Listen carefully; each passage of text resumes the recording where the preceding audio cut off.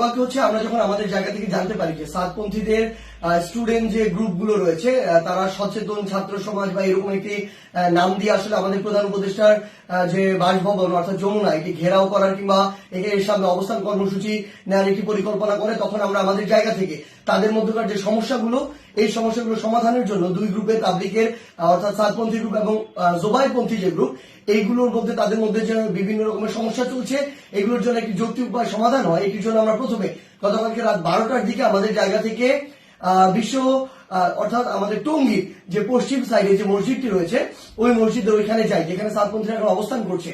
সেই জায়গাটিতে আসলে আমরা গিয়ে তাদের সাথে রাত 12টা থেকে প্রায় 2টা পর্যন্ত কথা বলি এবং তাদের জায়গা থেকে তারা যে চিন্তাটি করেছিল সকাল 10টায় এখানে তারা অবস্থান কর্মসূচি ঘোষণা করবে এরকম একটি কথা ছিল এবং তারা বলেছিল এটি কেন, কারণ তারা মাওলানা সাদ সাহেবের ভিসা চায় এবং তারা তাদের জায়গা থেকে 5 দিনের জোর করার 20 থেকে 25 তারিখ পর্যন্ত জোর করার একটি দাবি জানায়।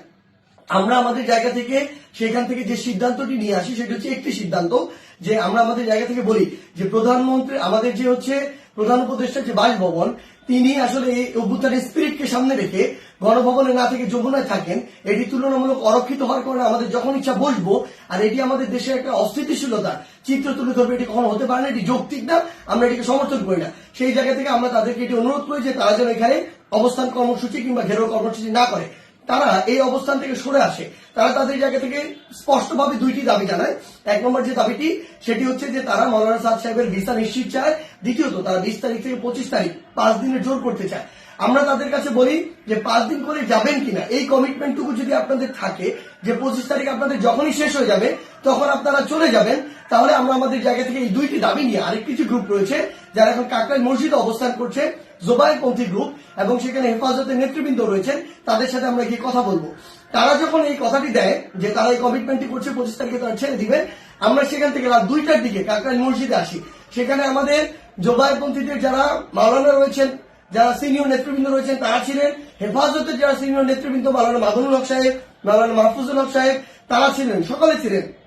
আমরা যখন তাদের সাথে আলোচনা করছি রাত 2টা থেকে 3টা যখন ক্রস করে যাচ্ছে তখন এই আলোচনা চলাকালীন সময় আমাদের কাছে ফোন আসে যে সাতপন্থীদের যে গ্রুপটি রয়েছে সেখান থেকে তারা তাদের জায়গা থেকে ওই যে আরেকটি যে মাঠ রয়েছে যে মাঠটি হচ্ছে ইস্তেমার যে মাঠ, যে মাঠটি সেদিকে যাওয়ার জন্য তাদের 10, 15, 20 হাজার মানুষ আসলে ওই রকম একটি তাদের পরিকল্পনা কিংবা মুভ দেখা যাচ্ছে। আমরা সাথে সাথে সাতপন্থীদের যে মাওলানা আব্দুল্লাহ সহ আরো 2 জনকে ফোন দিয়ে বলি যে আপনাদের সাথে এটি কথা হয়েছে যে আপনারা 10টা এখানে বসবেন না এবং আপনাদের 2টা দাবি নিয়ে আমরা আমাদের জায়গা থেকে এখনই আরেকটা গ্রুপের সাথে কথা বলবো, কালকের মধ্যে অর্থাৎ আজকেই আপনাদের 2 গ্রুপের বসার ব্যবস্থা করব, মাওলানা সাদ সাহেবের ভিসা বা এই সংক্রান্ত আলোচনা সেখানে হবে। এই যে আমাদের 5 দিন যে আপনারা থাকতে চাচ্ছেন এই কমিটমেন্ট যদি আপনারা দেন সেটি নিয়েও সেখানে আলোচনা হবে। যখন আমরা জানতে পারি তাদের দিকে মুভ করছে আমরা তাদেরকে স্পষ্ট করে বলি আপনারা যদি সেদিকে মুভ করেন আমাদের আলোচনা চলাকালীন তাহলে আপনারা আমাদের আলোচনাকে অসম্মানিত করছেন এবং আমাদের প্রতি যে শ্রদ্ধাটুকু রাখা উচিত আপনাদের সেটুকু আপনারা রাখছেন না।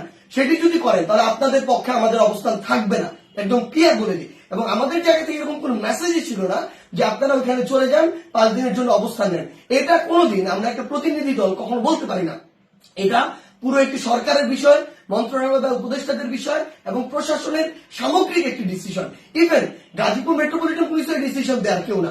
সেই জায়গা থেকে তারা এইসব কোনো কিছু তোয়াক্কা না করে যেটা হলো যে সেখানে এই দখলের বিষয়টিতে সেদিকে চলে যাওয়া হলো এবং ফাইনালি এখানে একটি সংঘর্ষ ঘটলো, যেই সংঘর্ষে 3 থেকে 4টি প্রাণ আমরা হারিয়েছি। আসলে সবচেয়ে গুরুত্বপূর্ণ কথা গতকালকে আমরা তাদেরকে বলেছি যে তাবলিগের আসলে আপনার যে কাজগুলো করছেন এগুলো তাবলিগের স্পিরিটের সাথেও যায় না, এগুলো ইসলামের মুসলিমের স্পিরিটের সাথেও যায় না, কোনো কিছুর সাথে যায় না। এখানে আপনাদের ব্যক্তিগত গোষ্ঠীগত কোন জিনিসের মানে বহিঃপ্রকাশ আপনারা এখানে ঘটাচ্ছেন, ক্ষোভের হোক দ্বন্দ্বের হোক এই বহিঃপ্রকাশগুলো ঘটাচ্ছেন। এবং সবচেয়ে গুরুত্বপূর্ণ বিষয় হচ্ছে যে জিনিসটি হয়েছে এখানে এটা সম্পূর্ণ অনাকাঙ্ক্ষিত এবং আমাদের মতের বাইরে গিয়ে এই বিষয়টি আসলে গতকালকে সেখানে হয়েছে এবং আমাদের আলোচনাকে শ্রদ্ধা বা সম্মানটুকু জানানো হয়নি এবং আরেক পক্ষের সাথে আলোচনা চলাকালীন সেখানে এরকম আক্রমণ এবং রক্তাক্তর ঘটনা ঘটেছে। সেই জায়গা থেকে আমরা শুধু আমাদের জায়গা থেকে একটি জিনিসই বলি, আজকে এখন 7 গ্রুপ সেখানে অবস্থান নিয়েছেন। আমি জোবাইরপন্থীদের যারা রয়েছেন আপনাদেরকে একটি বিষয় শুধু অনুরোধ করব, যেটি গতকালকে রাতে তারা ঘটিয়ে ফেলেছেন বা বিভিন্নভাবে ঘটে গিয়েছে সেই একই জিনিসের জন্য বড়ভাবে আর পুনরাবৃত্তি না হয়। কাউকে না কাউকে আসলে এই পরিচয়টুকু দিতে হবে যে আপনি যে তাবলীগ দ্বীনের প্রচার ইসলামকে ধারণ করেন, এবং এটার জন্য আমাদের এই রক্তারক্তিটি এড়াতে হবে।